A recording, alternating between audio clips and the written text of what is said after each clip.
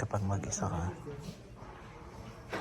at nasa ibang bansa ka, pag nagkasakit ka, walang mag-aasikaso sa iyo.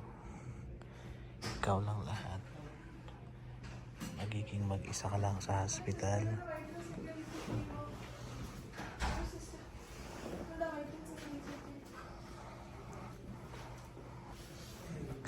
Ito ay yung buhay kapag ikaw ay nasa malayong lugar.